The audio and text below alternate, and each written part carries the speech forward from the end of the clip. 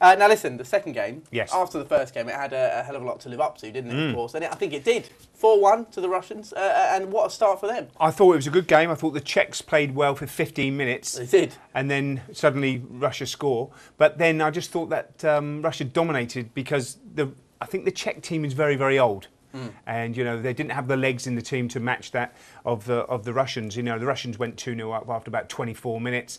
Then, you know, till half-time, 2-0 up. Very, very comfortable. Czechs come out and had a real good go at the start of the second half. Got a goal back.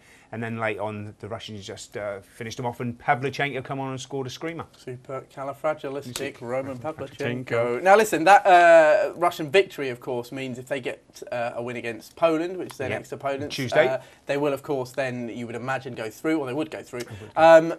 With that in mind, and having seen both games, do you think the Russians have got enough there to beat Poland? I think they do. I think obviously the Poles with the home, it's obviously in their own country in Poland, which they have the massive support. But the Russians have good support there as well. So that looks like a really crucial game. But I just think that the Russians on the performance tonight show they've got strength in depth. They've got players who can score goals. And Arshavin, their captain, who playing for Arsenal this season has been woeful, played extremely well today. He certainly did. Now, we've talked about the Russians and how well they've done. Let's turn our attention to their opponents, the Czech Republic. We did say, of course, they had a decent 15 minutes to open the game, but perhaps then took the foot off the gas a bit, and the age perhaps throughout the squad told. Chris joins us now on the Skype wall, Czech football blogger. Chris, pleasure to have you on. How are you, mate? Not too bad, all things considered, I guess. Now, obviously, it wasn't the best of starts. In fact, it could have gone better in many areas. What do you put it down to? Just a few bad decisions by the manager, Mikhail Bilek. From the get-go, really, and I think Mikhail Kadlec at the back had an absolute shocker. I don't know if you've seen the replays of the goals yet, but is that the left back? Is that the left back? Yeah, he was playing centre back half the time. Yeah, just completely all over the pitch. Just so many things wrong with the team. But I mean, there's positive that there's still 2 games left. Does this come as a surprise to you though, that the problems that you've got at the back and the way that Kadlec played, or is it something that you've noticed throughout the build up to the tournament? Well, the playoff against Montenegro was a completely different side, even though it's practically the same 11. In here, they just seem to have lost all that focus and unity that they had a couple of months ago, and everyone seems to be at a loss really why that is. Chris, was that right that the starting 11 were from 11 different teams?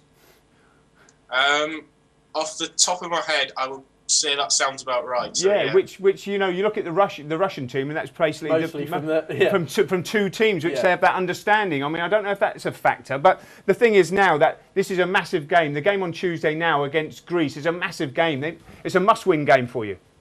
Yeah, it is. There's still 6 points to play for, and Russia, not Russia, Poland and Greece got a point each, so they're not massively off second. If they can beat Greece, then they're in the mix. Yeah. But to go back to the point, about the team unity and all being from the same team at club level, like a bunch of the reserves and people on the subs bench are from the same team. And Petr Jirasek and Václav Pilaš played together at Pilsen before Christmas. But obviously they're all just moving on and getting like bigger and better clubs at the moment. Right. One thing I will say, just slightly off topic, is that you don't sound as though you were born and bred in the Czech Republic. Where do your allegiances to the team come from? Backpacking around Europe at the end of my first year at university. It started. Ended up in Prague. Fantastic place. Fell in love with the place and fell in love with the football. Prague is fantastic. I love it. And people say going backpacking is a waste of time. You should be at uni, you should be out earning. Look what it's done for him. He's now on Sports Tonight Live chatting about the Czech Republic. Yeah, but he's only 18. Boom. Hey. Plenty of days ahead of him. Listen, looking ahead at those next fixtures then, the game obviously, against Poland, you've still got to cover. The game against Greece obviously is the next one. Have you got enough? Can you pull rank and get that victory that you need? Against Greece, I think so. But I mean, to go into the game against Poland needing a result on that performance tonight, I just wouldn't want to be optimistic, positive, or like anything looking forward to that one.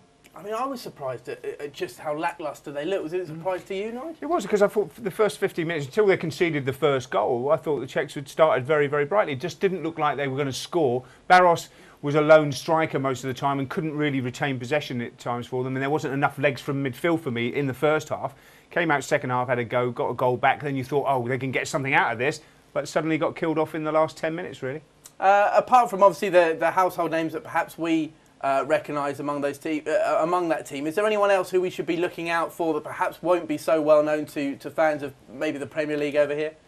I think Václav Pilaš had a good game tonight. He was the one that got the Czechs goal from the left wing. Yeah. He's just, Christmas signed a deal to move to Wolfsburg, so he's probably getting on the radar a bit more. And the right back, Theo Gabriel-Selassie, he's generally an all-action right back at domestic level, but there's a huge step up from the Czech league to playing against Andrei Arshavin week in, week out. Yeah. Chris, listen, it's been an absolute pleasure to chat to you. I'm sorry you haven't had the best of starts to the tournament. We keep our fingers crossed that you managed to sort that out. Certainly that left back needs to talk with you. Keep the faith. Keep the faith. There's always England as well.